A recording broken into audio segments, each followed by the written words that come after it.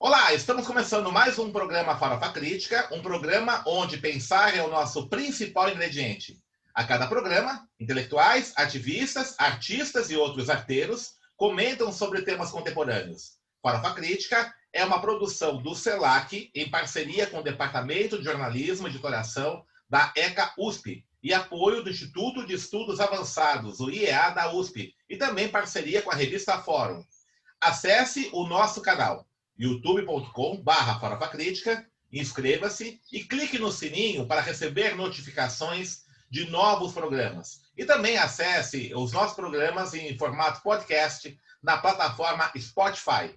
E também acesse nossa página do Facebook, facebook.com/canal Farofa Crítica, onde você pode interagir com a nossa produção, sugerir temas, fazer críticas, análises, inclusive indicar entrevistados para virem aqui no nosso programa. Avise os amigos, familiares, colegas para entrarem nessa rede de comunicação alternativa do programa Farofa Crítica.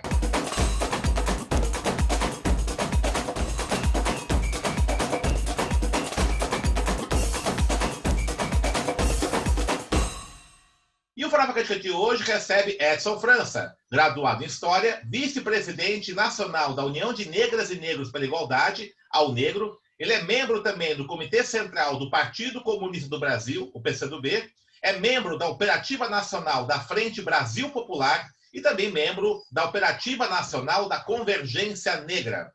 Edson, obrigado por ter aceito o nosso convite. Eu queria que você, né, com essa sua militância, ativismo, aí, como dirigente, inclusive, do PCdoB e também da UNegro, fizesse uma avaliação aí, né, do primeiro turno das eleições municipais realizadas no Brasil inteiro aí no dia 15 de novembro. Bem, cumprimentar, Denis, você, agradecer o convite e manifestar aí o nosso grande respeito, né, pelo que você tem construído ao longo do tempo para o movimento negro, fala aqui desse lugar de fala, né, e para a luta da esquerda também no Brasil. Acho impossível a gente avançar se não tiver considerando de maneira bastante atenta a questão racial no Brasil, a gente não consegue avançar em nada.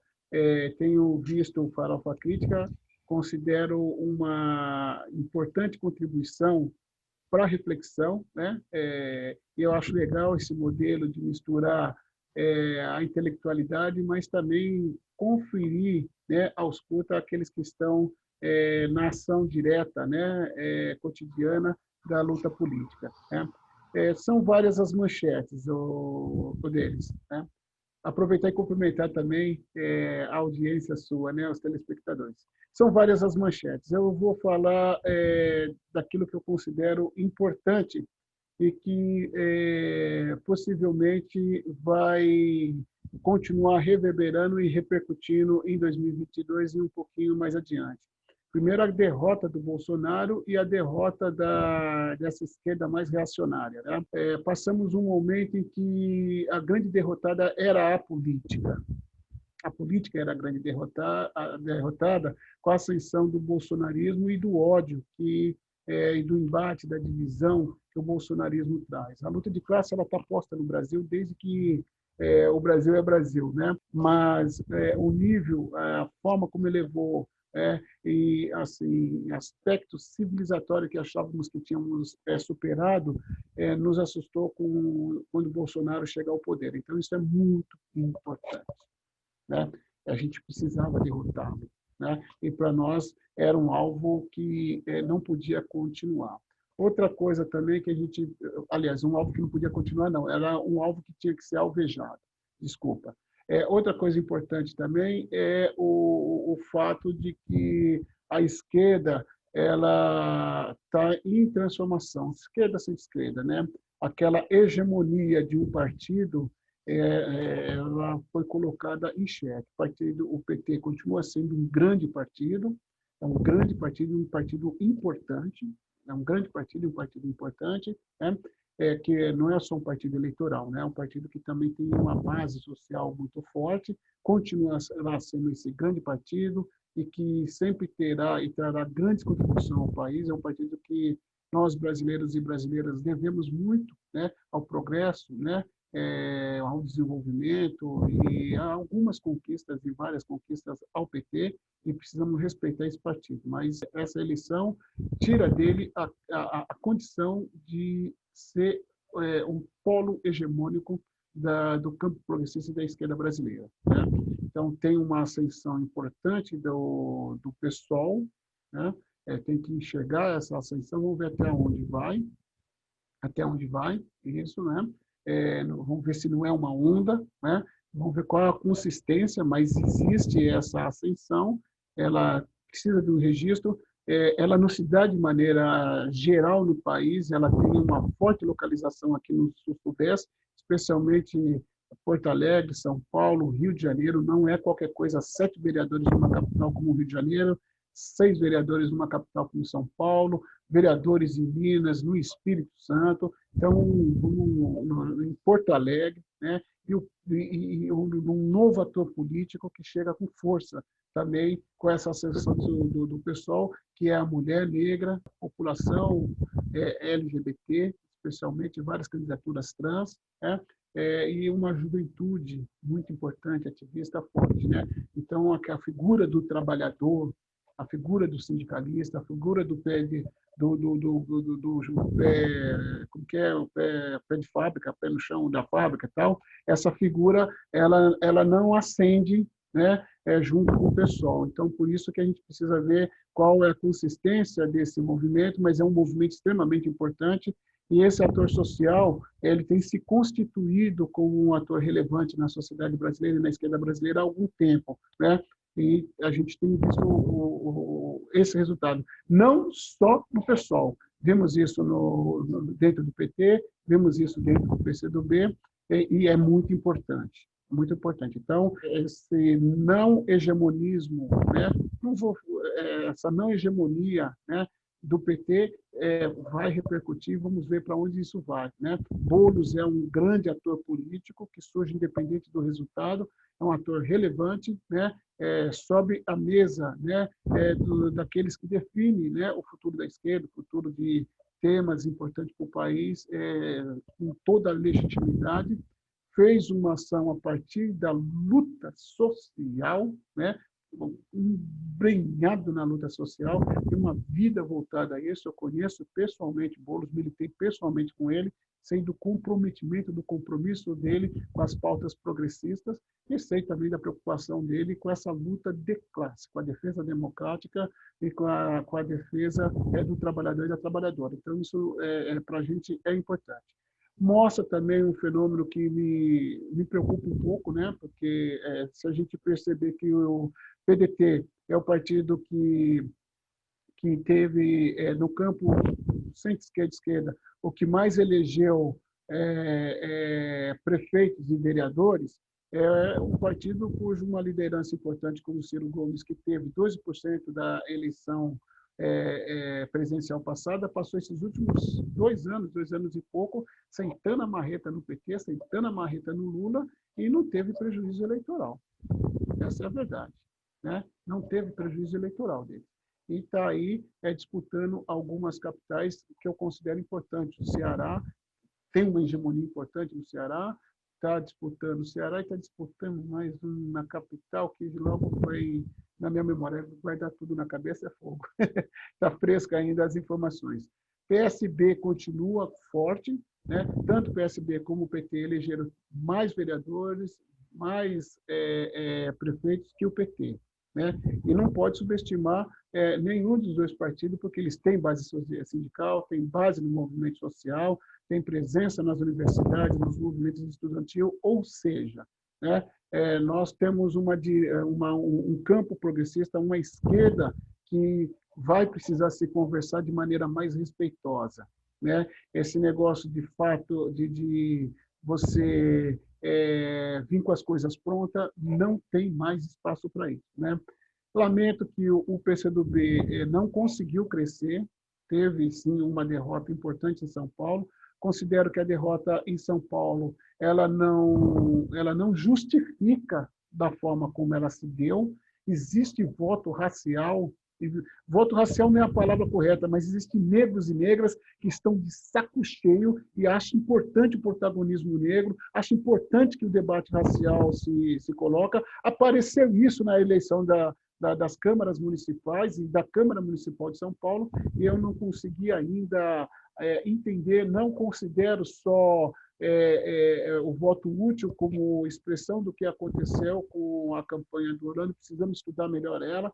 Acho que a gente precisa pegar todo o material trabalhado que o Orlando vinculou, o debate que ele trouxe, o seu programa, estudar um pouquinho melhor, entender um pouquinho melhor, porque eu tenho dito já há algum tempo deles, nós não podemos, né, ser penalizado por defender esse tema, essa causa, entendeu? Então, uma derrota como essa é uma derrota muito dolorosa, né?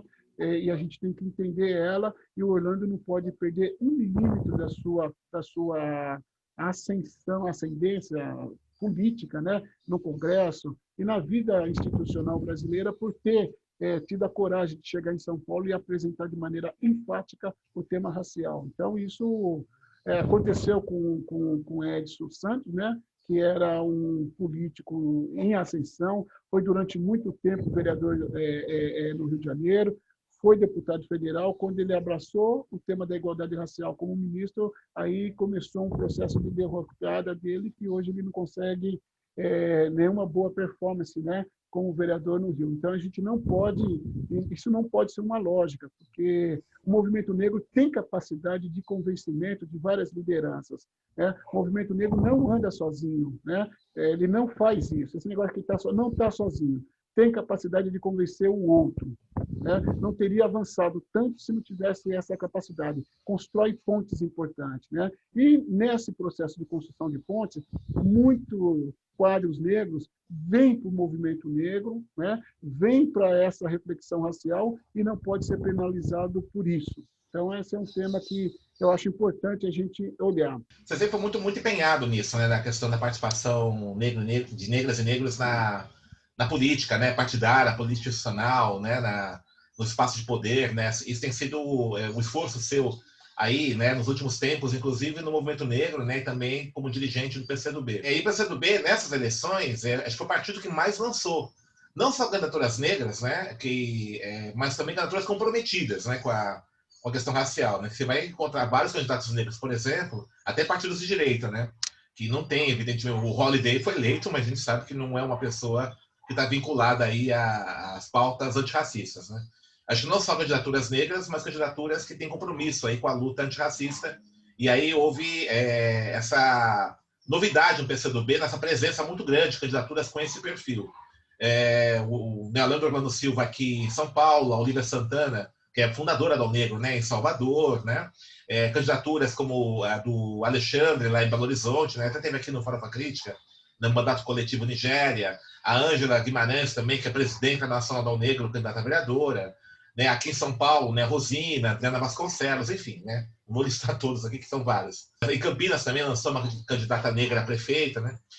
Como é que você avalia, né, essa experiência? É claro, assim, é uma experiência nova, né? É importante a gente registrar isso, e toda novidade, a gente sempre, no começo, tem dificuldades, etc. Mas como é que foi essa experiência? Como é que você avalia, do ponto de vista dessa experiência nova, do partido apresentar-se mais com essa cara preta?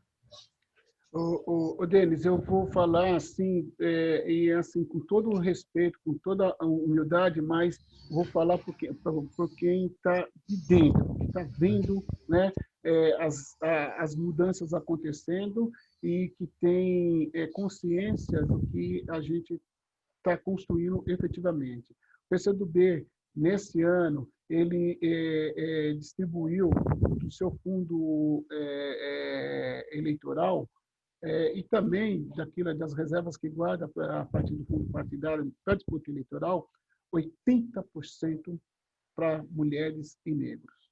Isso já responde, entendeu? A seriedade desse propósito. Mas eu sou sincero em dizer para você que isso é um processo que vem se dando, né? Vem se dando, né? É uma escolha, mas também é uma condição, né, que a gente vai construindo a partir da atuação geral do partido. Então, é um partido que tem a presidência nacional negra.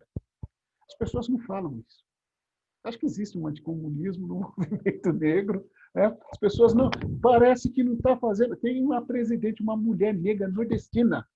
Né? E não é qualquer partido. É um partido que tem poucos parlamentares, mas é um partido entranhado na sociedade brasileira. Né? Partido que está no movimento social, partido que está na luta cotidiana. Não é um partido de eleição. Então, isso é importante dizer. Aqui em São Paulo, por exemplo, o presidente estadual, que era o Orlando, era negro, a deputada era Alessim, o deputado Orlando, o presidente municipal é negro. Aí você vai buscando outros espaços, o que está acontecendo, você vai ver uma presença forte cada vez mais de negras e negros. As candidaturas nossas foram muito importantes. Né? Elegemos a Bruna lá em Santa Catarina. Isso é o fruto de investimento, viu? Uma militante do movimento negro, da UNEGRO, e também do movimento popular. Elegemos 2 mulheres negras, né? E elegemos várias outras mulheres negras. Então, o PCdoB, a cada dia que passa, ele tem se colocado nesse debate. Agora, vamos debater cada vez mais internamente, né? Não é algo simples, né? É algo que se faz sem disputa, não é disputa a palavra certa, né? Mas embate de ideias, né? O debate de ideias ele está posto, né? Nós vamos fazer uma conferência para alinhar um pouco mais e ter um posicionamento mais oficial do partido, do Comitê Central, uma linha, né, que a gente pode dizer que é aqui o caminho do PCdoB. Mas isso já vem se dando na prática acentuadamente. Então, isso é bastante importante. Agora, há uma preocupação deles. Nós não podemos abandonar o debate classista. E nós não podemos desvincular. Né?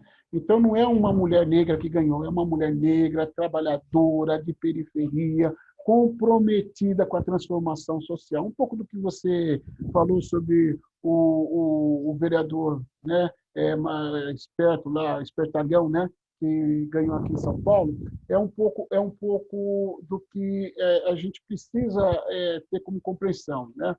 Elegemos uma pessoa negra, mulher trans, mas não é só mulher trans, é mulher trans que está preocupada, entendeu? Em atuar contra todas as opressões. A luta de classe ela é intrínseca, né, a esses movimentos. Então, a gente precisa sempre apontar para isso, porque nós estamos a serviço da transformação do Brasil. Não é uma luta corporativa de preto, de LGBT, de mulher, não é isso. Né? Não é uma luta sexista, é uma luta que visa desenvolver condições de termos um país mais justo para todos os brasileiros e para todas as brasileiras, para os trabalhadores, etc. Então, é nesse diazepam que o PCdoB, né, compreende a luta racial. Ela está conectada a essa luta, né, intervenida, que é a luta de classe, né? Não tem dissociação. Isso é muito importante, né? Porque nós tivemos aí um aumento da visibilidade da temática antirracista, né? Particularmente após o assassinato lá do George Floyd, né? Então a Globo hoje fala de racismo, né? Até racismo estrutural eles falam, né? Aí você vai pegar uma série de programas, né? E até mesmo o fato das conquistas aí recentes, particularmente no governo Lula e Dilma, né? Das ações afirmativas, de mais negros e negras na universidade, se formando, né? Começaram a ter até uma certa visibilidade. Entretanto, há um debate ideológico, né, no movimento negro. Né? Já existia antes, agora está muito mais acirrado. Que aí você coloca, né? Você tem uma perspectiva identitarista, pós-moderna, por exemplo, que pega somente a questão da visibilidade, né, o que é importante, evidentemente, mas deixa de lado a articulação com classe, né? E a questão da transformação social mais profunda e tudo isso. Como é que você enxerga isso? Né? Porque aí além do embate que tem que se ter no campo da esquerda, no sentido de abrir esse espaço, né? Isso que você tem feito aí, né? Que vários militantes têm feito, no sentido dos partidos progressistas darem, né, espaço para a questão para a temática racial, mas também no movimento negro, esse debate também do outro lado, né? De achar que a saída é pelo campo da esquerda, a saída é pela transformação social. Como é que você vê esse embate ideológico daí no movimento negro? Então, eu acho que o movimento negro não pode ser inocente e útil nesse embate, entendeu, Denis? A gente tem que entender por que o STF, de maneira, com todo respeito, eu concordo com o mérito, eu sou do movimento negro, mas de maneira intempestiva, faltando dias para a eleição, tem peito, né, para afrontar os partidos, para afrontar todo mundo e falar, a partir de hoje, tem que cumprir as cotas de mulheres com fundo eleitoral. Tem peito para isso, mas não tem peito, Denis, de falar, olha, não pode privatizar, né? Não pode ceder os direitos, né, nacionais, né, para os estrangeiros. Né? Pode terceirizar de qualquer jeito, entendeu? A reforma trabalhista é constitucional, né? Não existe cláusula pétrea em direitos trabalhistas, né? Destruir a CLT. Então, nós não podemos, você entendeu? Não enxergar essas nuances, até porque nós somos gente, né? Nós trabalhamos, nós completamos idade de aposentadoria, né?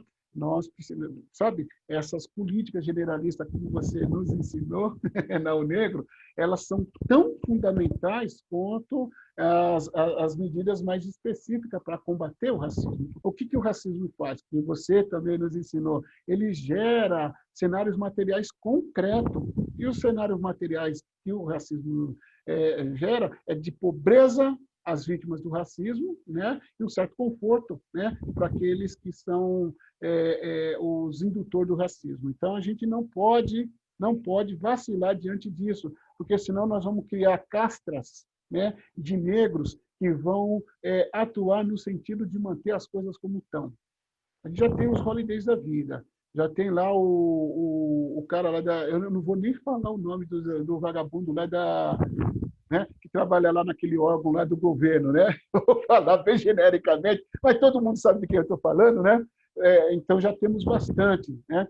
Então nós não podemos vacilar, né? A luta, né, para tirar o povo preto da miséria, né?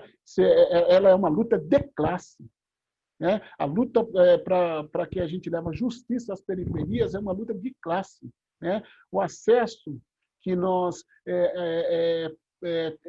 conseguimos vencer, né, uma classe média branca racista e colocar negros e negras nas universidades, ela visa uma luta de classe. Então, a gente não pode perder isso, né?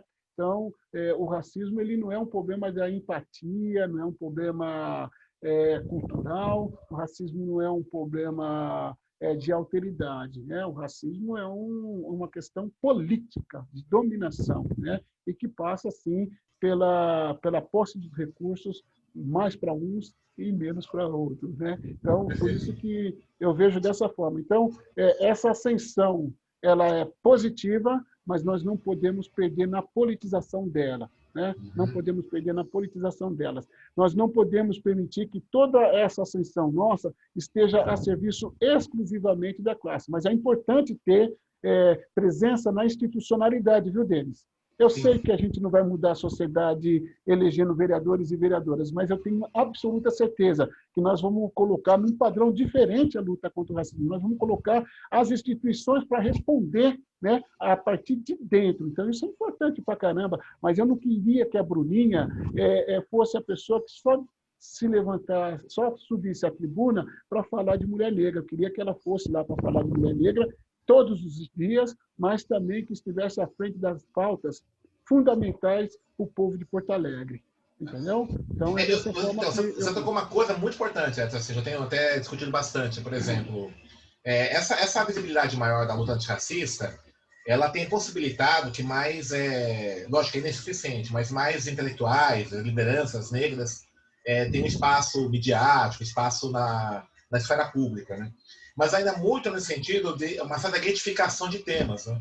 Então, por exemplo, raramente você vai ver lideranças negras discutindo a Previdência, né? Então, parece que o geral é só o branco que discute, né? Os temas gerais, economia, política internacional e tal. E a gente é chamado só para discutir racismo, como se essas temáticas gerais fossem dissociadas, né, na temática racial. Então, vamos pegar, né? Você não vai ver, por exemplo, raramente o Silvio Almeida ser convidado para comentar um tema do STF, né? Bastante sobre racismo. Tá? Ou Orlando Silva falar sobre as questões do Congresso Nacional, falar sobre racismo. Tá? Como é que você enxerga isso? Porque isso é uma armadilha, né? De você getificar as lideranças do movimento negro, lideranças negras, apenas a pegar a pauta específica e não incidir sobre as temáticas mais gerais. Como é que você vê isso? Eu vejo isso uma armadilha. Há uma certa arquitetura, né, dessa armadilha, ela tem um certo grau, algo um pouco deliberado, entendeu? Né? O lugar do negro é esse, né? Então, sim, tem uma casta antirracista branca que coloca, tá bom, o lugar seu não é na situação de vítima do racismo, então fica aqui falando sobre preto. E a gente tem que escapar. Então, essas lideranças, Denis, e aí é o trabalho do Farofa Crítica, o seu trabalho, né, que você é um líder, né? Importante que as pessoas que assistem aí, o professor Denis não é só professor, ele é um líder, um grande líder, formador de muita gente do movimento negro brasileiro, fundador da UNegro, mestre de muitos de nós. Então, tem que entender aí que o cara tem uma reflexão profunda, tem uma vida acadêmica bastante ativa, mas tem o pé inteirinho na luta concreta, objetiva e cotidiana nossa. Então, pessoas como você, como eu, né, que daqui, como uma espécie de autodidata, a gente, militante, nosso compromisso é de discutir, né, e trabalhar para qualificar essa vitória nossa. Essa vitória ela não pode ser tratada, né, nem de dentro nem de fora como uma vitória identitária. É uma vitória de um olhar classista, né, da luta política brasileira. Né? E a luta política brasileira vai depender dos operários na fábrica, mas vai depender também da população negra, das mulheres, da população LGBT, que, de modo geral, são alijadas. Né? E vai depender também que essas opressões, né, que nada mais são, nada menos são que um instrumento importante do capital para dividir, né, o nosso público, que essas opressões sejam vistas com o máximo de seriedade, senão a gente não avança para lugar nenhum. Então, não vamos fazer o que foi feito nos Estados Unidos. Tem lá uma elite negra, né, republicana até os ossos. Sim, Aqui também tem, mas não tanto como denso lá. Então, a nossa luta... também, né? A Kamala Harris é conservadora, né? Essa vice-presidente.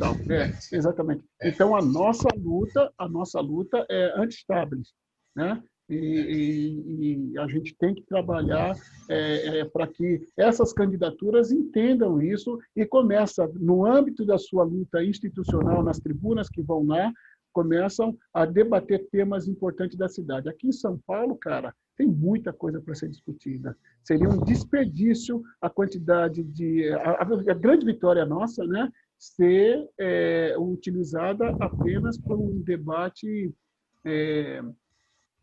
aí eu vou dizer, de afirmação. A gente tem que discutir mais. Vamos discutir o dinheiro do lixo, vamos discutir para onde vai o orçamento, cada medida que passar lá, quem beneficia e por quê, quem está ganhando, quem não está, você entendeu? Como que o prefeito está distribuindo os recursos, por que que nos Jardins tem mais orçamento do que em Guaianazes inteirinho. Esse debate nós temos que protagonizar, e aí nós precisamos deles. Construir, aproveitar as lives, né? E aproveitar também que essa pandemia vai acabar, nós temos que construir debates, nós vamos ter que aparecer mais, porque na medida em que você ascende, manter aquela vitória, manter aquele espaço, dá mais trabalho do que conquistar ele, né? Verdade. Então, a manutenção desse trabalho vai depender muito das nossas instituições e das nossas lideranças, né? Eu considero as nossas instituições um patrimônio importante da luta política brasileira, não é só da luta racial, e nós vamos ter que utilizá-las, valorizá-las, fortalecê-las, para que a gente consiga fazer um debate nacional e qualifique cada vez mais a nossa presença nesses espaços de parlamento. Então, a cada hora um passo. Continuando também a luta no âmbito dos partidos, disputar direções de partido, ter presença dentro dos partidos e ter um projeto nacional deles, que a população antirracismo, o movimento negro, apresente para o Brasil. Os sindicalistas se reuniram, cara, e mostraram lá 6, 8 pontos importantes para o debate econômico. Nós temos que discutir economia. Então, nós temos que ter um projeto para essa nação, um projeto que unifique a nação, um projeto que distribua, né, renda, um projeto que de relações internacionais. Nós temos que pensar como poder. Somos maioria, pensar como maioria, como fez e tenta fazer e trabalha para fazer os negros sul-africanos, né? E também você conhece bem a Colômbia, né? O movimento colombiano, cara, eles a partir da questão da janela deles, eles olham a Colômbia. No momento em que o grande debate, o grande embate na Colômbia era pela paz, a bandeira deles era a paz, mas sem negar a luta antirracismo, a bandeira que eles empunhavam e ia para frente era a bandeira da paz. Então, nós temos aqui hoje, qual a bandeira do mundo progressista? Varrer o bolsonarismo, isolar o bolsonarismo, entendeu? E voltar, né, à normalidade nacional, né? Salvaguardar a democracia, os direitos. Não podemos perder tudo deles, como nós viemos perdendo. E o movimento negro, a população negra, os nossos parlamentares, que nós estamos começando a aumentar, tem que estar à frente disso. Não pode ser só votando, não é só o voto. Né? É um protagonismo político, né? Chamar a população, chamar as nossas bases sociais para defender o Brasil a partir de um projeto, a partir de um olhar nosso. Então, nossas entidades estão desafiadas a isso, senão a gente não vai conseguir dar sustentação às nossas conquistas. Vai ganhar um, vai perder outro, vai ficar gritando, sabe? E não vai conseguir avançar efetivamente em temas estruturais, entendendo a limitação desses espaços. Mas eu não considero que o Estado não tenha que ser disputado dele. Eu acho que ele tem que ser disputado por dentro das instituições. Por isso que nós trabalhamos há algum tempo com a ideia de que nós precisamos ocupar esses espaços. E precisamos, no próximo momento, colocar a nossa negrada para disputar os concursos públicos. A Lava Jato mostrou o poder das instituições, né?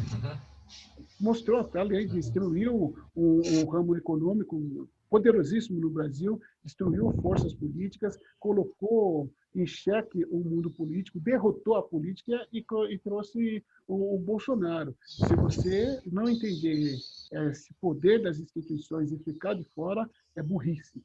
Então, nós precisamos também começar, você como professor, pôr os alunos para disputar concurso público, vai ser juiz, vai ser promotor, vai ser embaixador. Nós precisamos trabalhar pensando no poder. Ok. Muito bom, Edson. Nós estamos aqui já caminhando aqui para o encerramento, né? Está passando tempo. Rápido, você... né? Tá bom, tá, para poder é rápido. Você é vice-presidente da Unegro, Nacional da Unegro, né? Se alguém quiser conhecer a Unegro, qual o site dela, a página? Faz um merchan do bem aí. Nós temos uma página no Facebook, é o Negro Brasil, né? Vai lá no Facebook, no Instagram, o Negro Brasil, nós temos... Facebook.com, o Negro Brasil, tudo junto. Exatamente, tá. Exatamente. Nós estamos lá o tempo todo. Agora, é isso. E nós estamos no movimento negro, estamos atuando, estamos no movimento popular também. Estamos na Frente Brasil Popular, tem a unificação das duas frentes, estamos atuando lá, estamos no Comitê Nacional pela Soberania, que é um comitê que vai, junto com os trabalhadores e trabalhadoras de várias estatais, fazer uma luta e juntar os movimentos sociais de um modo geral, fazer uma luta forte contra a privatização. Temos sido felizes, né? Porque no fundo, é muito esquisito o Bolsonaro, mas no fundo, ele não é muito... Ele não está muito... sabe, não está muito convicto das privatizações, ou é incompetente, não consegue, não sabe fazer, né? Não sei qual é o exato, só sei que não estão acontecendo na maneira que nós imaginávamos. Então, nós estamos nesse processo e a Unegro está aberta, deles, para construir, junto com o movimento negro, tanto na Coalizão Negra por Direito, como Convergência Negra, né? Síntese, né? Que leva a luta antirracismo à frente. Considero que estamos saindo de uma vitória importante, muito importante, e acho que essa vitória precisa ser tratada com mais com um olhar estratégico, né? E com muito cuidado na tática para a gente não perder um pouquinho, mas bem pouquinho que nós conseguimos. E um fato importante deles é a conquista do fundo do orçamento, perdão, do financiamento público nas campanhas eleitorais foi fundamental, super importante, né? Mas muito importante. E o fato do STF ter aprovado para agora, apesar da dor, né? Você espera que a ferida vai ser pessoal. Tá? Apesar disso, não precisava ser desse jeito. Parece que tentaram boicotar, mas apesar disso, o mérito está correto e a gente tem que defender. Não podemos permitir que recurso público seja utilizado para a perpetuação da desigualdade, a perpetuação do racismo. Então, não vem falar mal do STF, não vem falar que... não.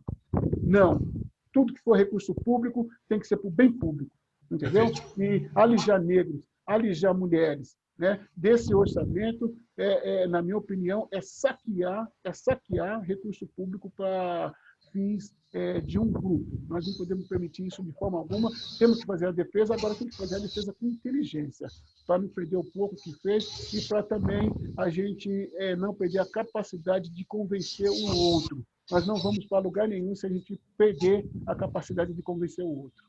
Perfeito. Muito bem, Edson, obrigado aí pela sua presença, né? Sucesso aí na trajetória, né? Acho que aí nós tivemos foi até maior o programa hoje, né? Mas foi legal porque a gente fez uma reflexão bacana. A gente teve aqui a presença do Marcelo Dias na semana retrasada, ele falou um pouco a visão do MNU, né? O Alexandre, um pouco antes da campanha, falou um pouquinho também, né? Da perspectiva dele, né? Da negro também, né? Como pensa o marxismo aí, do racismo. Então, já trazendo lideranças negras para fazer um pouco essa reflexão aí, né? Importante aí desses dilemas, desafios aí da luta antirracista articulada contra de classes, né? Que é essa perspectiva que a gente acha mais adequada, né? Mas aí, obrigado pela sua colaboração aí. Valeu, está convidado para as próximas aí. Agradeço, parabéns. Acho que a gente precisava aprofundar esse debate, mas eu agradeço muito a você, ao pessoal, os internautas que acompanham também. Um abraço a todo mundo aí que mantém e amplia a audiência do Farofa Crítica, e eu gostei da farofa. Gostou da farofa? Tá certo. Obrigado, então. Valeu, um abraço. Então, abraço. Então, estamos encerrando mais um Farofa Crítica, que hoje recebeu Edson França, historiador, né, vice-presidente da UNEGRO, membro do Comitê Central do PCdoB, que fez uma avaliação aí sobre a presença negra nessa disputa eleitoral municipal que nós tivemos nesse ano 2020.